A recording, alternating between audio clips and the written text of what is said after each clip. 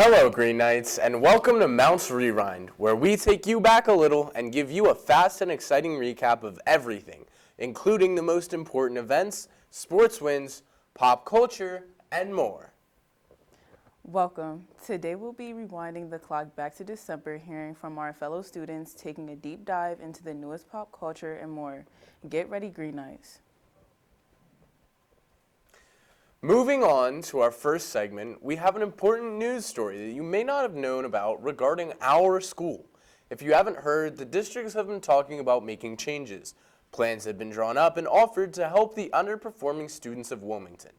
However, what matters is how this event may affect MPHS students and families. The plan talked about right now is the Northern Newcastle County Consolidated District.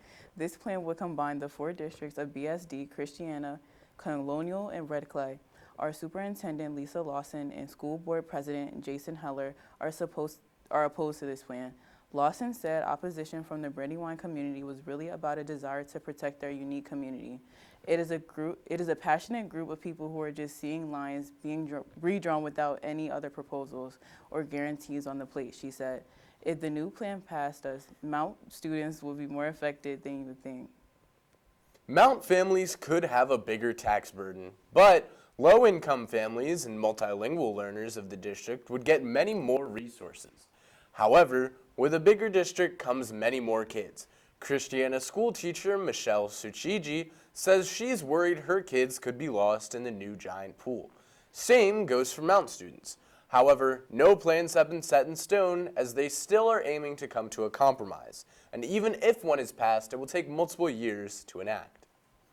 Moving on to more local school news, as we roll into our 2026 school year, we would like to give a look back at the end of 2025 and all that came with it. Wrestling won their first meet in 2 years, beating out both Glasgow and AI DuPont at a tri-meet.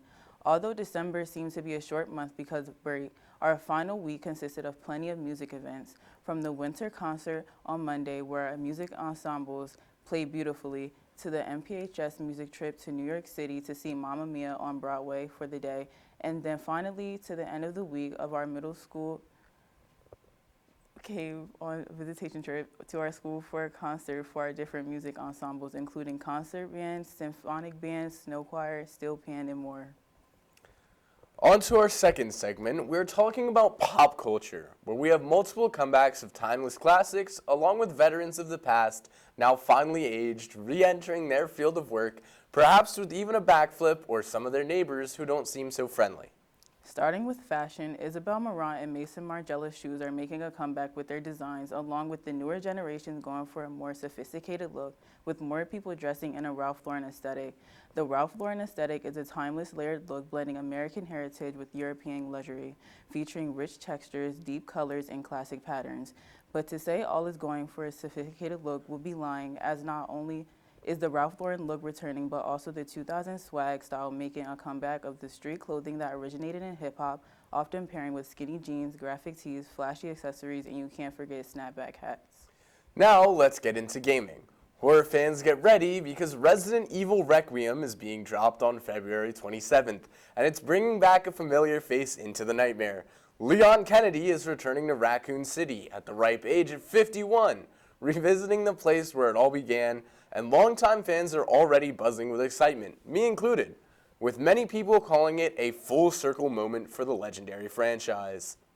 And on the superhero side of gaming, excitement continues to build for the upcoming Wolverine game. While many are waiting on a release date, fans are very eager to see how the iconic X-Men is being brought to life, what's looking to be one of the most anticipated action games ahead. On to some important music news in our generation. Just recently, our favorite artist Fetty Wap was released on January 9th, 2026 after serving his 4-year prison sentence. He is in fact ours again. There are rumors that Fetty is cooking up something in the studio and in the movie market. Could 2026 really be the new 2016? As it has been officially an entire decade since 2016, one of the best years in the 21st century, with somebody prominent from that year returning. Fetty Wap is already putting things in work, and surprisingly, Lil Uzi has recently just dropped as well, releasing his song called What You Saying, and the fans are going crazy. It already has everyone rocking their hips and posting those TikToks.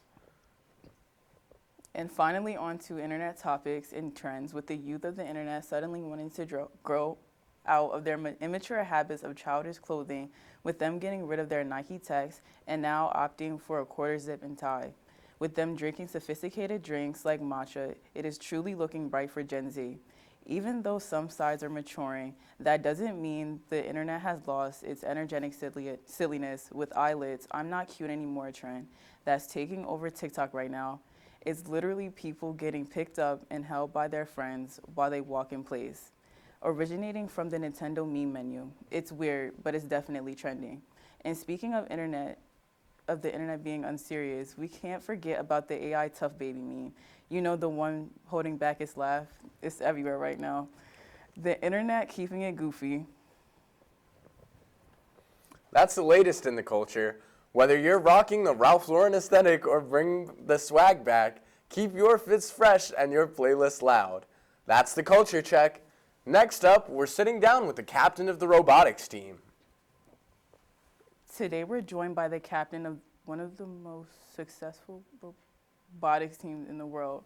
Their team recently made history by winning a major championship and being named tournament champions at a signature VEX robotics event, marking the first signature event win in the team's history. That event earned them an invitation to the VEX Robotics World Championship, and they're currently ranked #1 in the world in the TrueSkill rankings. We're excited to learn more about the robot and the teamwork and the journey that led to this invincible achievement. Hello everyone, I'm Maria, and today I'm here at Mount Pleasant High School interviewing Cooper McDonald, the captain of the robotics team, about their most recent accomplishments. So let's go. So we build robots that are 18 inches by 18 inches, and they compete in a different game every single year that works on teamwork, problem solving. It's a 2v2 style, not quite battle bots, but you're competing against someone else to inevitably win. Some challenges we had were managing our time and communication throughout all of our team, because we have a team of 4 people, and so you have to make sure that all of the projects get done in an orderly fashion in time for a competition. Definitely a lot of different redesigns, rebuilds after testing and going to other competitions, and just determining what worked best for our team. Communicating with your alliance partner is what led us to winning the competition, and definitely communicating within our team to make sure that everything gets done and it works correctly. Just continue to keep getting better and hopefully place really well at Worlds and just continue to do well throughout the rest of the year. Thank you, Cooper. I'm Maria, reporting for MPH TV, and now let's go back to the host. That kind of success comes from setting big goals and working hard to reach them. With the new year ahead, goals aren't just important in robotics. They matter to all of us. So now, we ask students and staff one simple question. What are your goals for 2026, and what are you most looking forward to this year? Let's see what they had to say. One of my goals this year is to keep up good grades, and something I'm looking forward to is to be more open this year. One thing I'm looking forward to in 2026 is football, and the goal I have is to rush for over 1,000 yards. A big goal for me this year is to stop procrastinating, and I'm looking forward to the new school year to be a junior. This year I'm looking forward to making honor roll again and making sure my GPA is as high as possible so I get more opportunities.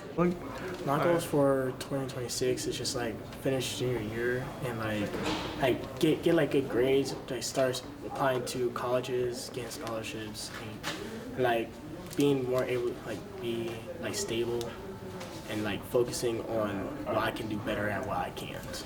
Getting a couple of hours, getting a job, worry about getting a car, a lot of stuff like that, making sure your grades right, getting to school on time, waking up, going to the bus, making sure I get there. That's it. My goals are to improve focus and give more effort. And I'm looking forward to being better in school and having more freedom. My goals this year is to keep my grades at a high, A's and B's of course, and a goal I have is to get back to my sport pain free. So. As we turn the page on New Year's resolutions, promises of growth, change, and fresh starts, we bring that same energy into Mount's One Act Festival, where students step onto the stage ready to challenge themselves and showcase new talents. The Mount Pleasant High School One Act Festival will take place tonight, Friday the 16th, and tomorrow, Saturday the 17th. The One Act Festival will consist of 6 short stories in the form of plays, completely written and directed by our students. The plays will start at 7 p.m. with a 15-minute intermission halfway through. The event will end around 9 p.m. Come out to support our students and to enjoy their storytelling and hard work. There will be no school on Monday the 19th in honor of Martin Luther King Jr. Day. Take this day to honor, remember, and celebrate the life and legacy of one of the greatest civil rights leaders in American history. The end of the marking period is Friday the 23rd. Students remember to get those grades in and celebrate the halfway point of the year. Auditions for Greek Night are on Wednesday, January 27th. Poets, singers, dancers, rappers, and any others who express their own art forms are invited to participate and contribute to this event. We've got an exciting month ahead of us, so let's keep going, Mount. We've had an amazing month with our wrestling team doing its best in 2 years, our music students going to Broadway, and our robotics team winning. Thank you for tuning in to Mount Rewind, and we'll see you on campus.